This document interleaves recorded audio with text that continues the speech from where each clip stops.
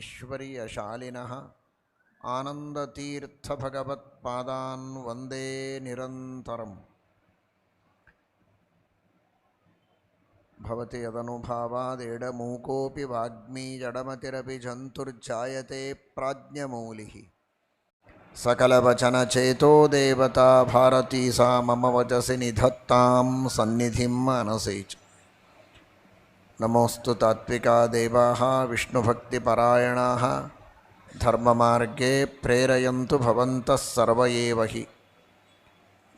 ನೌಮಿನ್ಯಾಯಸುಧಾದಿಕೃಜ್ಜಯಮುನೀನ್ ಶ್ರೀಪಾದರಾಟ್ಸನ್ಮಣೀನ್ ವ್ಯಾಸಾರ್ಯಾನ್ ವಿವಿಧಾಗಮಾಬ್ಧಿವಿಹರಾನ್ ಶ್ರೀವಾದಿರಾಜಾನಪಿ ವಂದೇ ಹಂಸವರಾನ್ ರಘುತ್ತಮಗುರೂನ್ ವೈದಗ್ಧ್ಯವಾರಾಂ ನಿಧೀನ್ ಶ್ರೀಸತ್ಯವ್ರತರಾಘವೇಂದ್ರಮುನಿಪಾನ್ ಸದ್ಬೋಧಸಧ್ಯಾನಪಾನ್ ಸತ್ಯಾಭಿಜ್ಞಕರಾಬ್ಜೋತ್ಥಾನ್ ಪಂಚಾಶದ್ವರ್ಷಪೂಜಕಾನ್ ಸತ್ಯಪ್ರಮೋದತೀರ್ಥಾರ್ಯಾನ್ ನೌಮಿನ್ಯಾಯಸುಧಾರತಾನ್.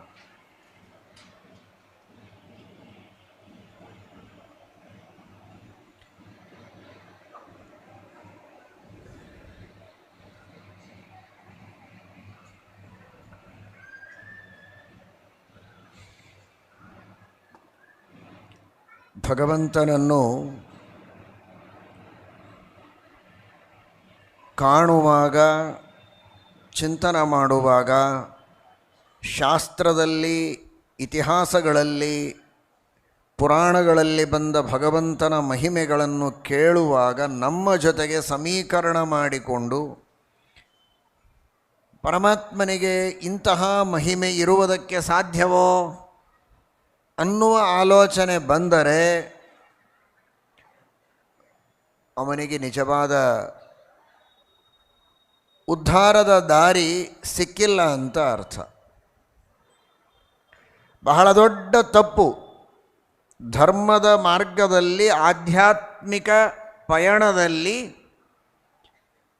ಅವನ ಒಂದು ದೊಡ್ಡ ದೋಷ ಅಂದರೆ ದೇವರನ್ನು ದೇವರಾಗಿ ಚಿಂತನೆ ಮಾಡಬೇಕೇ ಹೊರತು ಅವನನ್ನು ಮನುಷ್ಯ ಅಂತ ಚಿಂತನೆ ಮಾಡಿ ಒಬ್ಬ ಮನುಷ್ಯನಿಗೆ ಇಷ್ಟು ಶಕ್ತಿ ಸಾಮರ್ಥ್ಯಗಳು ಇರುವುದಕ್ಕೆ ಸಾಧ್ಯವೇ ಅಂತ. ಹೇಗಾಗತ್ತೆ ಅಂದರೆ, ಒಬ್ಬ ವ್ಯಕ್ತಿ ಕಲ್ಪನೆ ಮಾಡಿಕೊಳ್ಳಿ, ಒಂದು ಕತ್ತಲೆಯ ಗುಹೆಯಲ್ಲಿ ಹುಟ್ಟಿದ.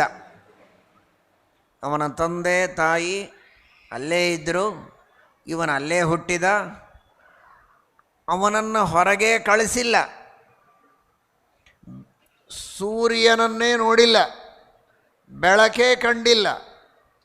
ಅವನಿಗೆ ಕಂಡದ್ದು ಅಂದರೆ ಆಗೊಮ್ಮೆ ಈಗೊಮ್ಮೆ ಆ ಕತ್ತಲೆಯ ಗುಹೆಯೊಳಗೆ ದೀಪದ ಹುಳಗಳು ಓಡಾಡಿದರೆ ಅದೇ ಅವನಿಗೆ ಪರಿಚಯವಿದ್ದ ಪ್ರಕಾಶ. ಅಂಥವನಿಗೆ ಸೂರ್ಯನ ಬಗ್ಗೆ ಯಾರಾದರೂ ಹೊರಗಿನಿಂದ ಬಂದು ವರ್ಣನೆ ಮಾಡಿದರೆ ನಂಬಿಕೆ ಬರಲಿಕ್ಕೆ ಸಾಧ್ಯವಿದೆಯಾ? ಅಥವಾ ಅವನು ನಂಬದೇ ಇದ್ದರೆ, ವಿಶ್ವಾಸ ಇಟ್ಟು ನಂಬಿದರೆ ನಂಬಬಹುದು.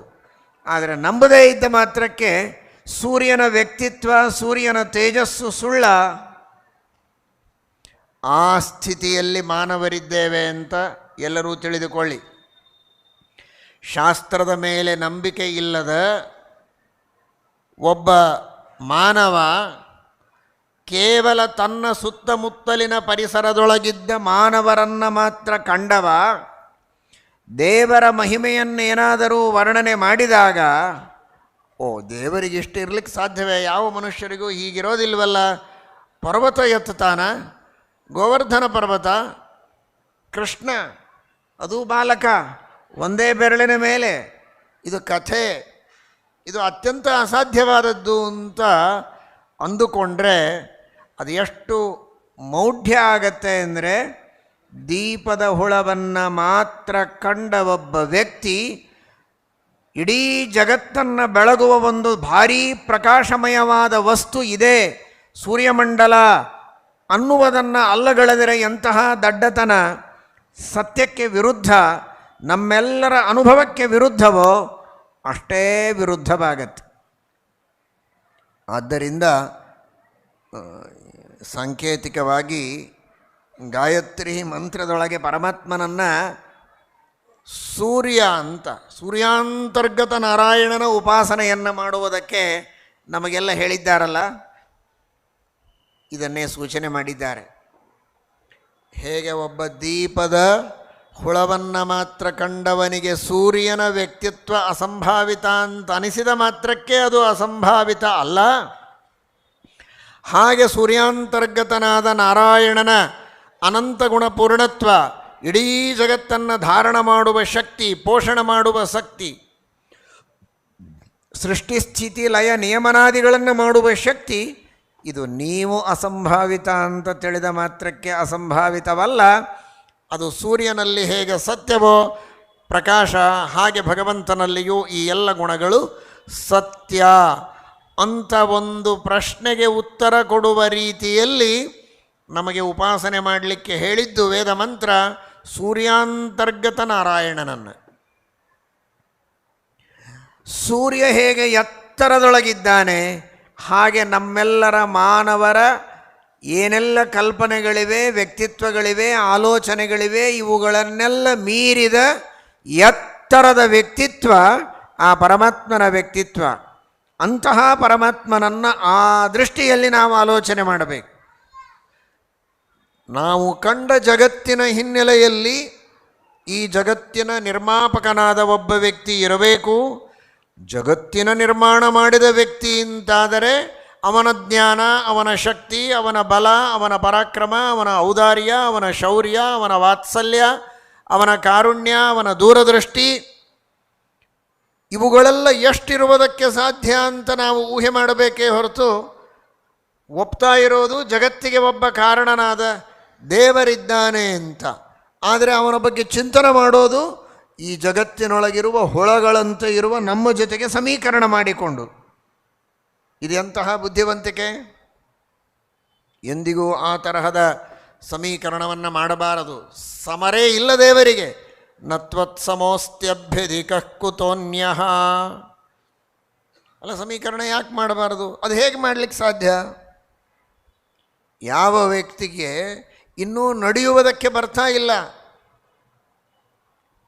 ಅಂತಹ ಒಬ್ಬ ವ್ಯಕ್ತಿಯನ್ನು, ಮಗುವನ್ನು ನೋಡಿ, ಅಥವಾ ಮಗುವಿಗೆ ಹೆಚ್ಚು ಆಲೋಚನಾ ಶಕ್ತಿ ಇರೋದಿಲ್ಲ ಅಂತ ಅಂದ್ಕೊಳ್ಳಿ, ಆದರೆ ಊಹೆ ಮಾಡಿ, ನೀವು ಊಹೆ ಮಾಡಿ, ಗೋಡೆ ಹಿಡಿದು ನಡೆಯುವಂತಹ ಸ್ಥಿತಿಯಲ್ಲಿರುವ 4 ಮಕ್ಕಳು ಯಾರಾದರೂ ಓಡ್ತಾ ಇದ್ದರೆ ಅದನ್ನು ಸುಳ್ಳು ಅಂತ ಹೇಳಲಿಕ್ಕಾಗತ್ತಾ? ನಮಗಾಗೋದಿಲ್ಲ, ಆದರೆ ಅವನು ಮಾಡ್ತಾನೆ ಅಂತ ಆ ಮಗುವೂ ಒಪ್ತದೆ.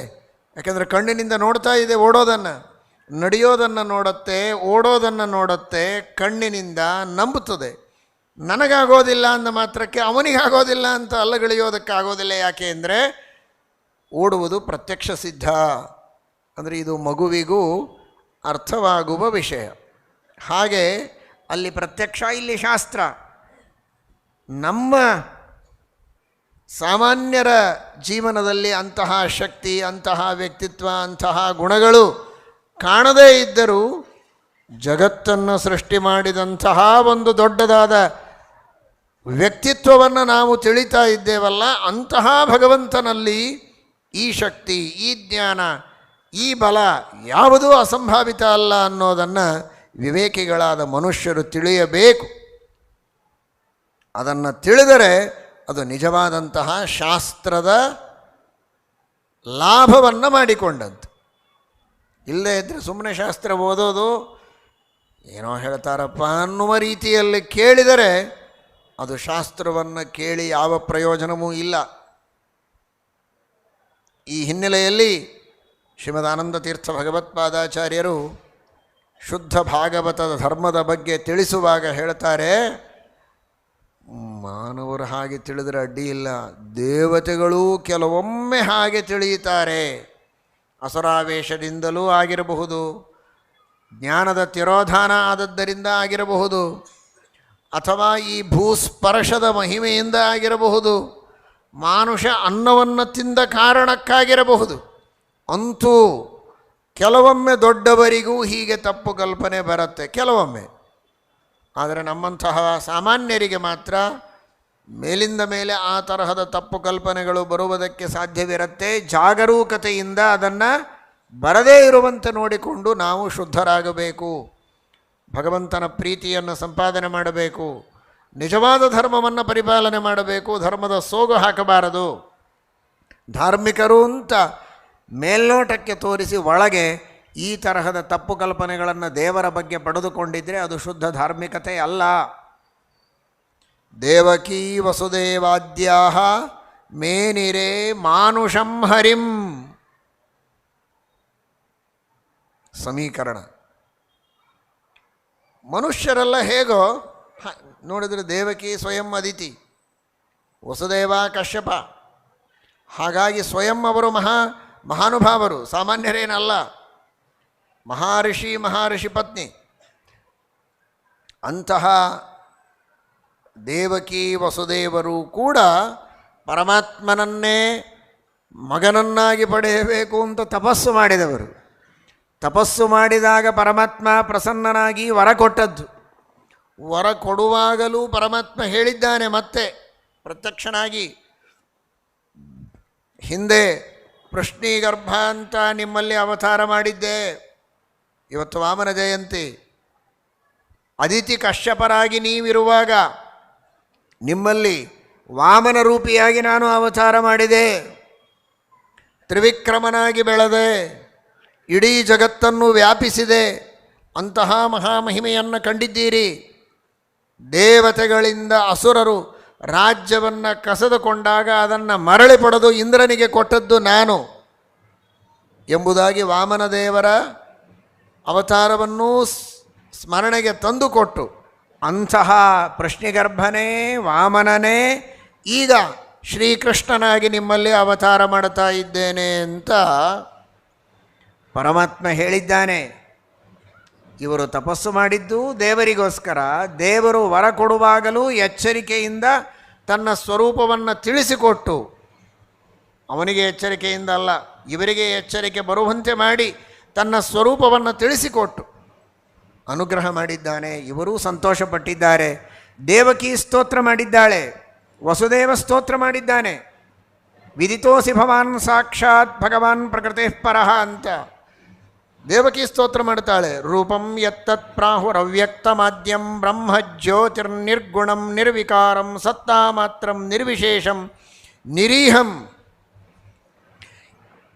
ದೇವಕಿ ವಸುದೇವರು ಪರಮಾತ್ಮನ ಸ್ತೋತ್ರವನ್ನು ಮಾಡ್ತಾರೆ. ಭಗವಂತನೂ ಹೇಳಿದ್ದಾನೆ, ಇಷ್ಟೆಲ್ಲ ಇದ್ದರೂ ಕೂಡ ಕೆಲವೊಮ್ಮೆ ಪರಮಾತ್ಮನನ್ನು ಮನುಷ್ಯ ಅಂತ ತಿಳಿತಾರೆ. ಪರಮಾತ್ಮನಿಗೂ ಸಾಮಾನ್ಯ ಬಾಲಕರಂತೆ ಹಸುವೆ ನೀರಡಿಕೆಗಳಿವೆ ಅಂತ ತಿಳಿತಾರೆ. ಇದು ಉಳಿದವರಲ್ಲಿರುವಂತಹ ನ್ಯೂನತೆ ಅಂತ ಶ್ರೀಮದಾಚಾರ್ಯರು ತೋರಿಸ್ತಾರೆ. ದೇವಕಿ ವಸುದೇವಾದ್ಯಾಹ ಮೇನಿರೇ ಮಾನುಷಂ ಹರಿಂ. ಎಂದಿಗೂ ಈ ತರಹದ ಭಾವನೆ ಬರಬಾರದು. ಪರಮಾತ್ಮ ಮನುಷ್ಯ ದೇಹದಲ್ಲಿ ಅವತಾರ ಮಾಡಿದ್ದಾನೆ ಅಂತ ಅನೇಕ ಜನ ತಿಳಿದಿದ್ದಾರೆ. ಮಾನುಷೀಂ ತನುಮಾಶ್ರಿತಂ ಅಂತ ಭಗವದ್ಗೀತೆಯಲ್ಲಿ ಕೃಷ್ಣನೇ ಹೇಳಿಕೊಂಡಿದ್ದಾನೆ ಅಂತ. ಸರ್ವಥಾ ಪರಮಾತ್ಮನಿಗೆ ಮನುಷ್ಯ ದೇಹ ಇಲ್ಲ, ಜಡವಾದ ದೇಹ ಇಲ್ಲ, ಪ್ರಾಕೃತವಾದ ದೇಹವೇ ಇಲ್ಲ, ಜ್ಞಾನಾನಂದಾತ್ಮಕವಾದ ದೇಹವೇ ಪರಮಾತ್ಮನಿಗಿದ್ದದ್ದು. ಅವತಾರದಲ್ಲಿಯೂ ಸರಿ, ಮೂಲ ರೂಪದಲ್ಲಿಯೂ ಸರಿ, ಮನುಷ್ಯರಂತೆ ತೋರುವ ದೇಹ. ನೋಡುವುದಕ್ಕೆ ಸಾಮಾನ್ಯರಿಗೆ ಕಣ್ಣು ಕೈ ಕಾಲು ಎಲ್ಲ ನೋಡಿದರೆ ಸಿಂಹ ಹುಲಿ ಅಂತೇನು ಅನಿಸೋದಿಲ್ಲ, ಮನುಷ್ಯ ಅಂತ ಅನಿಸುತ್ತೆ, ಮನುಷ್ಯ ಸದೃಶವಾದದ್ದು. ಆದರೆ ಸರ್ವಥಾ ಮನುಷ್ಯ ದೇಹದಲ್ಲಿ ಪರಮಾತ್ಮ ಇಲ್ಲ. ಮನುಷ್ಯರಂತಹ ಅಲ್ಪಶಕ್ತಿ ಇತ್ಯಾದಿಗಳಂತೂ ಇಲ್ಲವೇ ಇಲ್ಲ. ಸಚ್ಚಿದಾನಂದಾತ್ಮಕ ದೇಹ, ಅನಂತ ಬಲ, ಅನಂತ ಸೌಂದರ್ಯ, ಅನಂತ ಜ್ಞಾನಾದಿಗಳಿಂದ ಕೂಡಿದ್ದೇ ಪರಮಾತ್ಮನ ಶರೀರ ಎಂಬುದಾಗಿ ತಿಳಿಯಬೇಕು. ಅನೇಕ ವಾದಿಗಳಿದ್ದಾರೆ, ಈ ಜಗತ್ತೆಲ್ಲ ಭಗವಂತನ ಶರೀರವೇ, ಈ ಶರೀರದಲ್ಲಿ ಒಬ್ಬ ಆತ್ಮ ನಾವೆಲ್ಲ ಇದ್ದೇವಲ್ಲ, ಹಾಗೆ ಈ ಜಗತ್ತೆಂಬ ಶರೀರದಲ್ಲಿ ದೇವರಿದ್ದಾನೆ ಅಂತ. ಜಗತ್ತು ಭಗವಂತನ ಅಧಿಷ್ಠಾನ, ಪರಮಾತ್ಮನ ಪ್ರತಿಮೆ ಇದ್ದಂತೆ ಭಗವಂತನ ಶರೀರ ಅಲ್ಲ. ಭಗವಂತನ ಶರೀರ ಮಾತ್ರ ಅದು ಸಚ್ಚಿದಾನಂದಾತ್ಮಕವಾದ ಶರೀರವೇ ಪರಮಾತ್ಮನಿಗಿದ್ದದ್ದು ಅನ್ನುವುದನ್ನು ಚೆನ್ನಾಗಿ ತಿಳಿಯಬೇಕು. ತಿಳಿಯದಿದ್ದರೆ ಅದು ಕೂಡ ಒಂದು ಭಾಗವತ ಧರ್ಮದ ನ್ಯೂನತೆ, ನಮ್ಮ ಸಾಧನೆಯ ನ್ಯೂನತೆ. ಸಾಕಷ್ಟು ಪುಣ್ಯಗಳನ್ನು ನಾವು ಮಾಡಿದ್ದರೂ ಅದರ ಹ್ರಾಸ ಆಗುವಂತಹ ಪ್ರಸಂಗ ಇರುತ್ತೆ. ಅದಾಗದೇ ಇರೋದಕ್ಕೆ ಈ ವಿಷಯದಲ್ಲಿ ಬಹಳ ಎಚ್ಚರಿಕೆಯನ್ನು ನಾವು ವಹಿಸಬೇಕು ಅಂತ. ಶ್ರೀಕೃಷ್ಣ ಪರಮಾತ್ಮನ ಶರೀರಕ್ಕೆ ವ್ಯಾಧ ಕೊನೆಗೆ ಬಾಣವನ್ನು ಬಿಟ್ಟರೆ ಪರಮಾತ್ಮನ ಕಾಲಿಗೆ ರಕ್ತ ಬಂತು ಅಂತ ಆ ಕಥೆ ಕೇಳಿದರೆ ಅಯ್ಯೋ ಪಾಪ, ಇಷ್ಟು ಇಡೀ ಜಗತ್ತಿಗೆ ಉಪಕಾರ ಮಾಡಿದ ದೇವರಿಗೆ ಹೀಗಾಯ್ತಲ್ಲ ಅಂತ ಅನ್ಲಿಕ್ಕೆ ಹೋಗಬಾರದು. ವ್ಯಾಧ ಮಾಡಿದ್ದು ಬಹಳ ತಪ್ಪು. ಪರಮಾತ್ಮನ ಶರೀರಕ್ಕೆ ಬಾಣವನ್ನು ಹೊಡೆಯುವ ಪ್ರಯತ್ನ ಮಾಡಿದ್ದು ತಪ್ಪು ಅಂತಿಷ್ಟೇ ತಿಳಿಯಬೇಕು.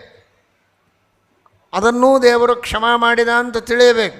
ಆದರೆ ದೇವರಿಗೆ ಅದರಿಂದ ಗಾಯ ಆಯಿತು, ನೋವಾಯಿತು, ಅಯ್ಯೋ ಪಾಪ ಅಂತ ಮೊನ್ನೆ ಹೇಳಿದ್ವಲ್ಲ, ಹಾಗೆ ದೇವರ ಮೇಲೆ ನಾವು ಭಾಳ ಪ್ರೀತಿ ಮಾಡ್ತೀವಿ ಅಂತ ತೋರಿಸಲಿಕ್ಕೆ, ಕನಿಕರ ತೋರಿಸಲಿಕ್ಕೆ ಹೋದರೆ ದೇವರನ್ನು ಮನುಷ್ಯ ಅಂತ ತಿಳಿದಂತೆ ಆಗತ್ತೆ.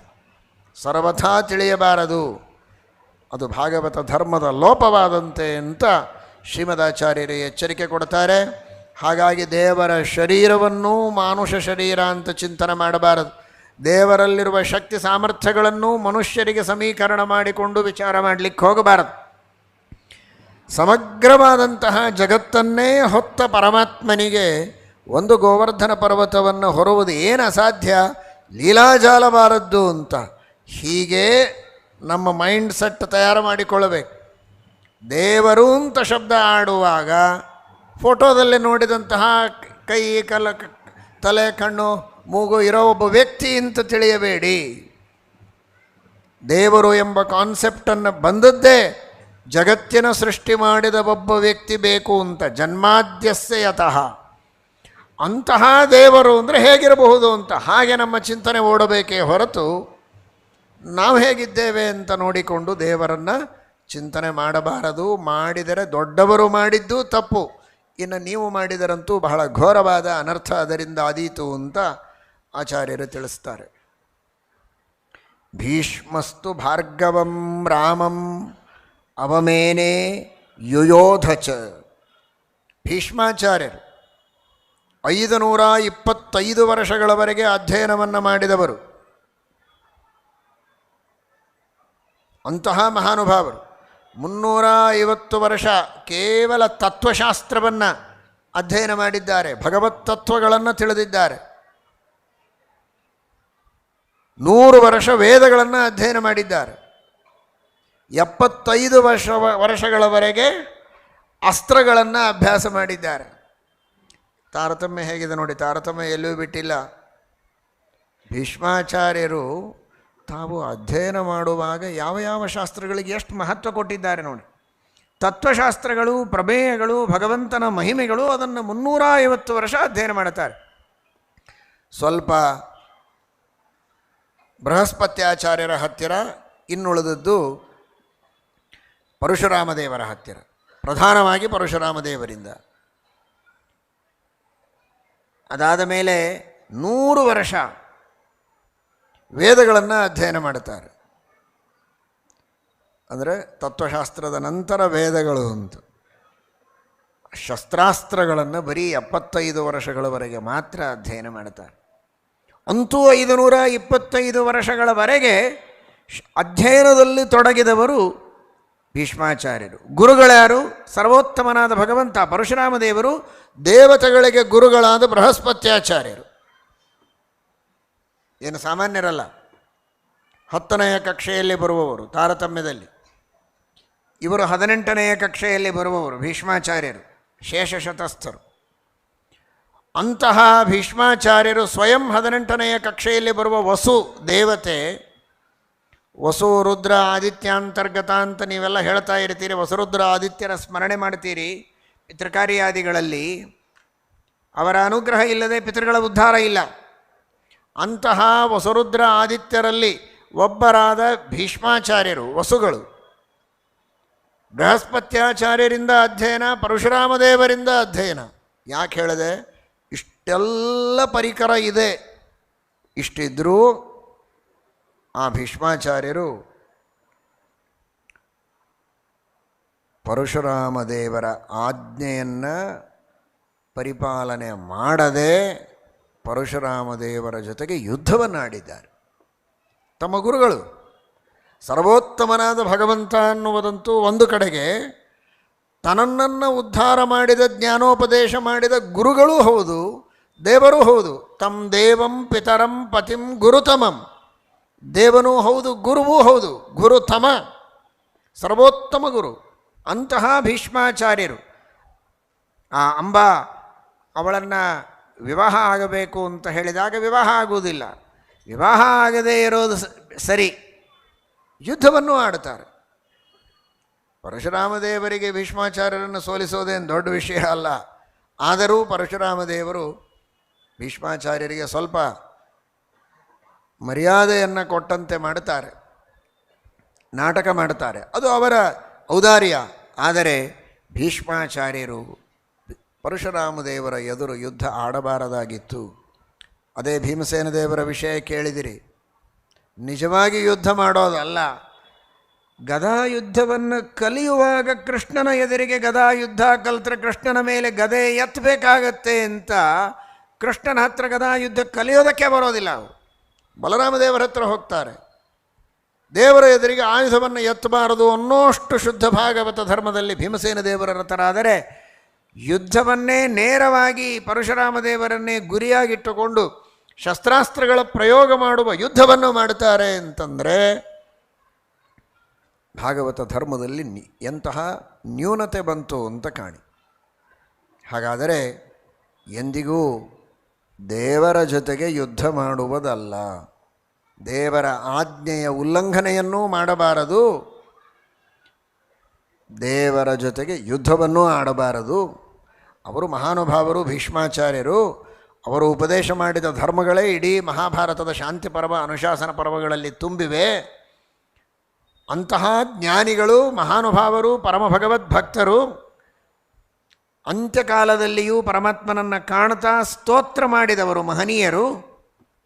ಭೀಷ್ಮಾಚಾರ್ಯರು ಬಹಳ ದೊಡ್ಡವರು. ಆದರೆ ಆ ತರಹದ ತಪ್ಪು ಒಂದು ಬಾರಿ ನಡೆದು ಹೋಯಿತು ಅವರ ಜೀವನದಲ್ಲಿಯೂ.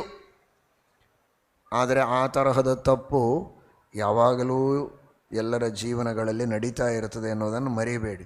ಏನ್ರಿ, ನಾವೆಲ್ಲಿ ಯುದ್ಧನೇ ಆಡಿಲ್ಲ ದೇವರ ಜೊತೆಗೆ, ನಾವೆಂದು ದೇವರ ಮಾತು ಮೀರಿಲ್ಲ, ನಮಗೆ ದೇವರ ಭೇಟಿನೂ ಆಗಿಲ್ಲ, ಏನು ಹೇಳೇ ಇಲ್ಲ. ಅಂಬಾಳನ್ನು ಮದುವೆಯಾಗು ಅಂತ ಹೇಳಿದ, ಇವರು ಕೇಳಲಿಲ್ಲ, ಉಲ್ಲಂಘನೆ. ನಮಗೇನು ಹೇಳೇ ಇಲ್ಲ, ಏನು ಉಲ್ಲಂಘನೆ? ಹೇಳಿ, ಏನು ಹೇಳ್ತಾನೋ ಹೇಳಿ, ದೇವರು ಕೇಳ್ತೇವೆ ಅಂದರೆ ಇನ್ನೇನು ಹೇಳಬೇಕು? ಭೀಷ್ಮಾಚಾರ್ಯರಿಗೆ ಒಂದು ಮಾತು ಹೇಳಿದ್ದ, ಆ ಅಂಬೆಯನ್ನು ಮದುವೆಯಾಗು ಅಂತ. ಅವರಾಗಲಿಲ್ಲ, ಬಿಡಲಿ. ಆದರೆ ಶಾಸ್ತ್ರಗಳಲ್ಲಿ, ವೇದಗಳಲ್ಲಿ ಎಷ್ಟು ಆದೇಶಗಳನ್ನು, ಎಷ್ಟು ಉಪದೇಶಗಳನ್ನು ನಮಗಾಗಿ ಮಾಡಿದ್ದಾನೆ ಪರಮಾತ್ಮ. ಒಂದೇ ಎರಡೇ ದೇವರು ಮಾಡಿದ ಆಜ್ಞೆಗಳು ನಮಗೆ. ಶ್ರುತಿ ಸ್ಮೃತಿ ಹರೇರಾಜ್ಞೆ, ಶ್ರುತಿ ಸ್ಮೃತಿಗಳಲ್ಲಿ ದೇವರು ಮಾಡಿದ ಆಜ್ಞೆಗಳು ಸಾವಿರ ಸಾವಿರ ಇವೆ. ಎಷ್ಟು ಆಜ್ಞೆಗಳ ಉಲ್ಲಂಘನೆ ಮಾಡ್ತೇವೆ ಅಂದರೆ ನಾವು ಯಾವ ಅಧೋಗತಿಗೆ ಹೋಗ್ತೇವೆ ಅಂತ ಅರ್ಥ ಮಾಡಿಕೊಳ್ಳಿ. ನಮ್ಮ ಗುರುಗಳು ಮೇಲಿಂದ ಮೇಲೆ ಹೇಳ್ತಾ ಇದ್ರು, ಆಜ್ಞಾಭಂಗೋ ನರೇಂದ್ರಾಣಾಂ ವಿಪ್ರಾಣಾಂ ಮಾನಖಂಡನಂ ಪೃಥಕ್ಷಯ್ಯಾಚ ನಾರೀಣಾಂ ಅಶಸ್ತ್ರ ವಧವುಚ್ಯತೆ ಅಂತ. ಅಂದರೆ ದೇವರನ್ನು ಸಂಹಾರ ಮಾಡುವುದಕ್ಕೆ ಯಾರಿಗೂ ಸಾಧ್ಯ ಇಲ್ಲ, ನಿತ್ಯನಾದ ಪರಮಾತ್ಮ. ಆದರೆ ದೇವರ ಆಜ್ಞೆಯ ಉಲ್ಲಂಘನೆ ಮಾಡಿದರೆ ದೇವರ ಹತ್ಯೆ ಮಾಡಿದ ಪಾಪ ಬರ್ತದೆ ಅಂತ. ಏಕೇಚ ಆತ್ಮಹನೋ ನೃಣಾಂ ಆತ್ಮಹನೋ ಜನಾಹ ಉಪನಿಷತ್ತು ಹೇಳುತ್ತದೆ. ಆ ಭಗವಂತನ ಗುಣಗಳನ್ನು ಸರಿಯಾಗಿ ತಿಳಿಯದಿದ್ದರೆ, ಸ್ವರೂಪವನ್ನು ಸರಿಯಾಗಿ ತಿಳಿಯದೆ ತಪ್ಪಾಗಿ ಹೇಳಿದರೆ, ಅವನ ಆಜ್ಞೆಯನ್ನು ಉಲ್ಲಂಘನೆ ಮಾಡಿದರೆ, ಇದೆಲ್ಲ ಆತ್ಮ ಪರಮಾತ್ಮನನ್ನು ಹತ್ಯೆ ಮಾಡಿದ ಪಾಪ ಬರುತ್ತೆ. ಹಾಗಿದ್ದರೆ ಸ್ವಲ್ಪ ಗಂಭೀರವಾಗಿ ಆಲೋಚನೆ ಮಾಡಿ. ಸಣ್ಣ ಪುಟ್ಟ ಕ್ರಿಮಿ ಕೀಟಗಳ ಹತ್ಯೆ ಮಾಡಿದರೆ ಪಾಪ ಅಂತಾರೆ. ಇನ್ನೂ ದೊಡ್ಡ ದೊಡ್ಡ ಪ್ರಾಣಿಗಳು, ಮಾನವರ ಹತ್ಯೆ ಹೀಗೆಲ್ಲ ಮೇಲೆ ಮೇಲೆ ಹೋದಂತೆ ಆ ಹತ್ಯೆಗೆ ಮಹಾಪಾಪ ಅಂದರೆ ದೇವರ ಹತ್ಯೆ ಮಾಡಲಿಕ್ಕಾಗೋದಿಲ್ಲ, ಆದರೆ ಮಾಡಿದ ಪಾಪ ಬರುತ್ತೆ ಅಂದರೆ ಎಷ್ಟು ಘೋರವಾದ ಪಾಪ. ಆ ಪಾಪ ಬರಬಾರದು ಅಂದರೆ ನಾವು ಎಷ್ಟು ಜಾಗರೂಕರಾಗಿರಬೇಕು. ಭೀಷ್ಮಾಚಾರ್ಯರಂತೆ ನಮಗೆಲ್ಲ ಗೊತ್ತು, ನಾವೆಲ್ಲ ಸರಿ ಇರ್ತೀವಿ, ಬೇಕಾದಷ್ಟು ಪುರಾಣ ಪ್ರವಚನ ಕೇಳಿದ್ದೀವಿ, ನಾವು ಓದಿದ್ದೀವಿ, ನೋಡಿದ್ದೀವಿ. ಇದೆಲ್ಲ ಮಾತುಗಳನ್ನು ಆಡಬೇಡಿ. ಅದಕ್ಕಾಗಿ ಆ ಹಿನ್ನೆಲೆಯನ್ನು ಕೊಟ್ಟದ್ದು 525 ವರ್ಷಗಳ ಅಧ್ಯಯನವಿದ್ದರೂ ಕೂಡ ಭೀಷ್ಮಾಚಾರ್ಯರಿಗೆ ಉಪದೇಶ ಮಾಡಿದ ಗುರು ಸರ್ವೋತ್ತಮ ದೇವರು ಅವರ ಜೊತೆಗೇ ಯುದ್ಧ ಆಡುವ ಪ್ರಸಂಗ ಬಂತು, ಅವರ ಆಜ್ಞೆಯನ್ನು ಉಲ್ಲಂಘನ ಮಾಡುವ ಪ್ರಸಂಗ ಬಂತು. ಹಾಗೆ ದೇವರ ಆಜ್ಞಾರೂಪದೊಳಗಿನ ಶಾಸ್ತ್ರದ ಆದೇಶಗಳನ್ನು ಉಲ್ಲಂಘನೆ ಮಾಡುವಂತಹ ಪ್ರಸಂಗಗಳು ಹೆಜ್ಜೆ ಹೆಜ್ಜೆಗೆ ನಮಗಿವೆ. ಜೊತೆಗೆ ದೇವರು ಹೇಳಿದ ತತ್ವ ವಿಷಯಗಳ ಬಗ್ಗೆ ಆರ್ಗ್ಯುಮೆಂಟ್ಸ್ ಮಾಡಿದರೆ ಅದೇ ಯುದ್ಧ. ದೇವರ ಶಾಸ್ತ್ರದೊಳಗೆ ಹಾಗಿದೆ, ಅದೆಲ್ಲ ಆಗತ್ತೇನೋ, ಅದು ಸರಿ ಏನೋ, ಹೀಗೆ ಹೇಳಬೇಕಾ ಶಾಸ್ತ್ರ ಅಂತ ಶಾಸ್ತ್ರದ ಮೇಲೇ ಮಾತಾಡುವವರಿದ್ದಾರೆ, ಅದು ಯುದ್ಧ. ಹಾಗಾದರೆ ಭೀಷ್ಮರು ಪರಶುರಾಮ ದೇವರ ಜೊತೆಗೆ ಯುದ್ಧ ಮಾಡಿದಂತೆ ದೇವರ ಆಜ್ಞೆಯ ವಿರುದ್ಧವಾಗಿ, ದೇವರ ಉಪದೇಶದ ವಿರುದ್ಧವಾಗಿ ಆರ್ಗ್ಯುಮೆಂಟ್ಸ್ ಮಾಡಿ ಒಂದರ್ಥದಲ್ಲಿ ದೇವರ ಜೊತೆಗೆ ವಾಗ್ಯುದ್ಧವನ್ನು ಮಾಡುವುದಕ್ಕೆ ತಯಾರಾಗ್ತಾರಲ್ಲ, ಅದು ಬಹಳ ದೊಡ್ಡದಾದ ಅಪರಾಧ. ಅದು ಆಗಬಾರದು. ಯುದ್ಧ ಬೇರೆ, ಜಿಜ್ಞಾಸೆ ಬೇರೆ. ಅವಶ್ಯವಾಗಿ ಪ್ರಶ್ನೆಗಳನ್ನು ಕೇಳಬಹುದು, ಹೇಳಿದ್ದನ್ನು ಗೋಣ ಹಾಕಿ ಸುಮ್ಮನೆ ಕೂಡಿ ಪ್ರಶ್ನೆ ಕೇಳಬೇಡಿ ಅಂತ ಶಾಸ್ತ್ರ ಹೇಳೋದಿಲ್ಲ. ತದ್ವಿಧಿ ಪ್ರಣಿಪಾತೇನ ಪರಿಪ್ರಶ್ನೇನ ಸೇವೆಯ ಉಪದೇಕ್ಷ್ಯಂತಿ ತೇ ಜ್ಞಾನಂ ಜ್ಞಾನಿನಸ್ತತ್ವದರ್ಶಿನಃ. ಪ್ರಶ್ನೆ ಕೇಳಬಹುದು, ಚರ್ಚೆ ಮಾಡಬಹುದು, ಆದರೆ